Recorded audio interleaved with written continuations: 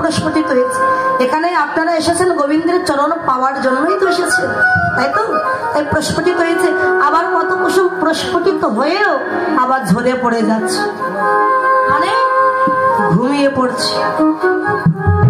যখন কুসুম প্রস্ফুটিত হয়েছে, ভ্রমর এসেছে, মধু পান করতে যাবে।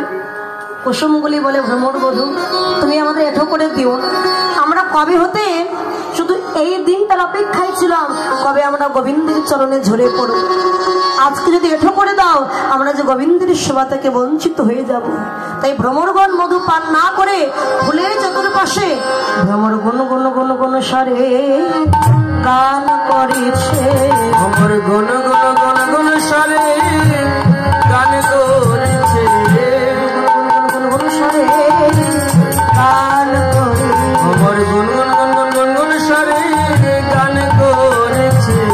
ফুলের চারি পাশে দেখো গুন গুন গুন স্বরে গান করেছে। ওই ফুলের চারি পাশে দেখো গুন গুন গুন গুন স্বরে গান করেছে। হেরা তোরাদি ওই সোনমতি, হেরা তোরাদি ওই সোনমতি, হেরা তোরাদি ওই সোনমতি। আমার শ্যাম মোহনা মদনে মা তীরে। হেরা তোরাদি ওই সোনমতি, শ্যামমালা মদনে মাতিরে।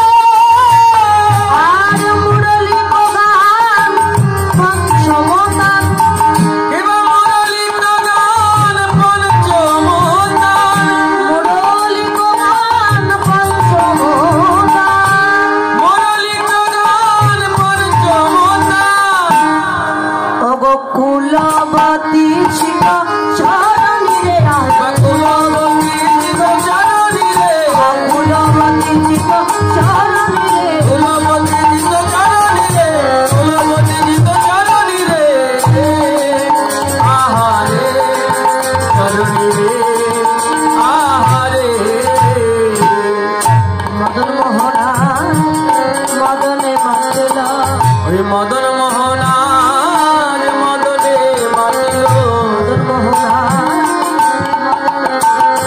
ওই মদন মোহনার মদনে মাতিল। ভক্তের বাঞ্ছা পূর্ণ করিবে বলে মদন মোহনা মদনে মাতল। ওই ভক্তের বাঞ্ছা পূর্ণ করবে বলে, মদন মোহনা জি মদনে মাতল। ওই বাঞ্ছা পূর্ণ করবে বলে, মদন মোহনার মদনে মাতিল। বাঞ্ছা পূর্ণ করবে বলে মদন মোহনার মদনে মাতিল। মদন মোহন মদনে মেতেছেন, কেননা গোবিন্দ মদনকে জয় করে গোবিন্দের নাম হলো মদন মোহন। এই মদনের 5টি বাণ ছিল বাবা। কি কি আমরা পড়েছিলাম? একে চন্দ্র, দুইয়ে পক্ষ, তিনে নেত্র। তাহলে একে চন্দ্র চাঁদ একটা, দুইয়ে পক্ষ, পক্ষ কয়টা? দুইটা, কৃষ্ণ পক্ষ আর শুক্ল পক্ষ। তিনে নেত্র, 3টে নয়ন। 4ই বেদ, 4টি বেদ, ঋগ্বেদ, সামবেদ, যজুর্বেদ, অথর্ববেদ। আর 5এ পেশা পেশা, 5এ পেঁচা, 5এ পঞ্চ বাণ। কি কি?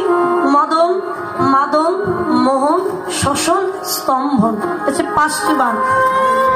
এই বাণ 5টি সৃষ্টিকর্তা ব্রহ্মা মদনকে দিয়েছিলেন। একটু কথা শুনুন মা। তো মদন বলছে, বাবা আমি কি বাচ্চা ছেলে নাকি যে বাণ দিয়ে আমি গাছের আম পারবো? ও মদন, এ যে কোনো বাণ নয়। এই বাণ তুই যার উপর নিক্ষেপ করবি সেই তোর বশ্যতা স্বীকার করবে, মানে তোর অধীনে চলে আসবে। এই মদনে কিন্তু কাম, কামদেবের নামই হলো মদন। বাবা বাণগুলো কেমন কাজ করে আগে তোমাকে মেরে পরীক্ষাটা তাহলে করে নি। মানে বিশ্বাস হচ্ছে না? যেই না বাণ নিক্ষেপ করেছেন, মদন কামে জর্জরিত হয়ে গিয়ে তারই কন্যা সন্ধ্যা দেবীর রূপে আকৃষ্ট হলেন।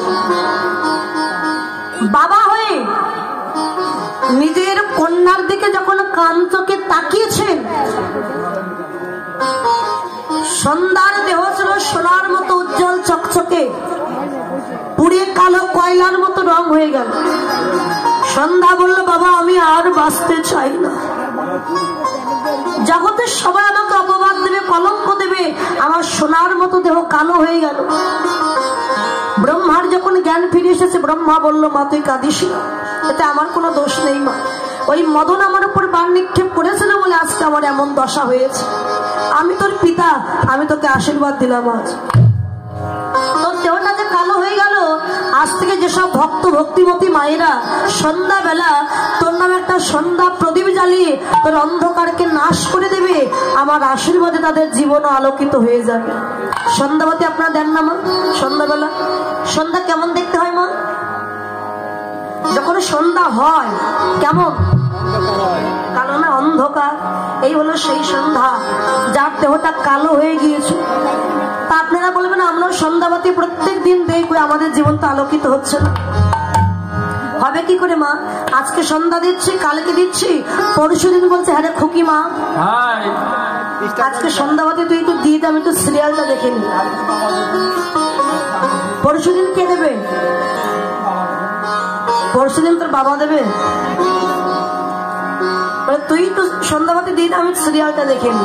মানে পূজার চাইতে সিরিয়ালটা গুরুত্বপূর্ণ বেশি, তার জীবন আলোকিত হবে। দ্বিতীয়বার নিক্ষেপ করলেন দেবরাজ ইন্দ্রের উপরে। ইন্দ্র বাণে জর্জরিত হয়ে তার পত্নী অহল্যা শরীর হরণ করেছিলেন। তৃতীয়বার নিক্ষেপ করলেন চন্দ্রদেবের উপরে। চন্দ্রদেব বাণে জর্জরিত হয়ে তারই গুরু পত্নী তারা দেবীর উপরে আকৃষ্ট হয়েছিলেন। চতুর্থবার নিক্ষেপ করেছিলেন ভোলা মহেশ্বরের উপরে। সমুদ্র মন্থনের কালে যখন সমুদ্র মন্থন হয়েছিল, দেবতাগণ অসুরগণ মন্থন করেছিলেন, অনেক কিছু উঠেছে। সে তৈরাবাদ, ধনন্তরী, পারিজাত পুষ্প, গরল, গরল মানে বিষ। ভোলানাথ দেখলেন এই বিষ যদি জগতে ছড়িয়ে দিই, জগৎ ধ্বংস হয়ে যাবে। তাই বিষ নিয়ে ভোলানাথ নিজে পান করলেন। কোনো কিছু সেবা করলে আগে উদরে যায়, কিন্তু ভোলানাথের কণ্ঠে বেঁধে থাকলো সেই বিষ। বিষকে ডেকে বললেন, বিষ তুমি যত জ্বালা দেবে, যন্ত্রণা দেবে, তুমি এখানে দাও, কিন্তু এর নিচে যেও না। কেন জানো? বিষ আমার হৃদয়ে গোবিন্দ আছে, আমার হৃদয়ে